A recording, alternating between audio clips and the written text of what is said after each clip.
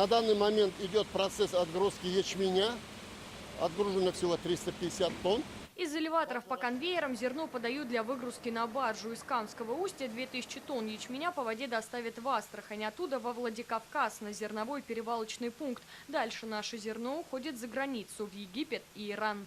Отгрузка зерна не прекращается ни на минуту. Процесс настолько слаженный, что напоминает часовой механизм. 2000 тонн на эту баржу Триполя погрузят в течение суток, а после начнут работать над новой поставкой. Перед каждой отгрузкой специалисты Центра оценки качества проверяют зерно. Для анализа берут 2 килограмма из общей массы и отправляют в лабораторию. Здесь оно проходит 6 этапов проверки. Это берется для того, чтобы определить безопасность и качество отправляемого зерна. Если все чисто, механически, нет примесей никаких, ни камней, щебня, металлических кусков, нет зараженности насекомыми, полевыми, клещами, то мы даем разрешение на отгрузку этого судна. На хлебоприемном предприятии в Камско-Устинском районе отгружают ячмень и пшеницу. В прошлом году по воде отсюда отправили 70 тысяч тонн зерна в Санкт-Петербург, Астрахань и Пермь.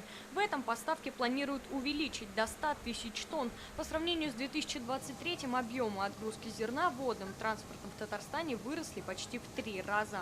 У нас в Республике Татарстан отправляются зерновые культуры водным транспортом до портов Новороссийска, это порт Кавказ, до Астрахани, в последующей перевалкой и отправкой этого зерна в такие страны, как Саудовская Аравия, Иран, в страны Африки. О том, что объемы доставки зерна по воде необходимо наращивать, говорил Рустам Минниханов и на Казань-форуме. Он отметил, в Татарстане для этого есть все условия, и природные, и экономические. Кама, Волга, Каспий.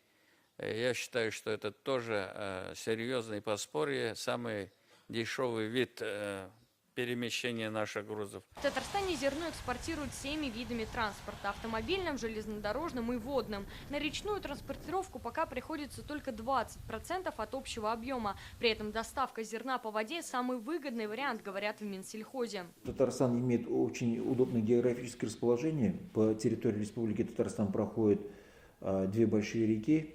Это Волга и Кама. Поэтому речной транспорт, он априори, как бы скажем так, в период навигации наиболее удобен.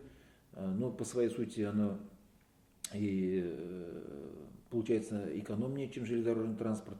Экспортеры обращают свое внимание и с учетом возможности больших объемов экспортировать, обращают свое внимание как раз на речной транспорт. В Минсельхозе отмечают, в прошлые годы из-за резкого обмеления Волги была проблема с заходом судов на причалы. Сейчас на реке уровень воды в норме. Это позволяет своевременно производить загрузку. Алена Струминская, Адель Миндубаев, ТНВ, Камско-Устинский район.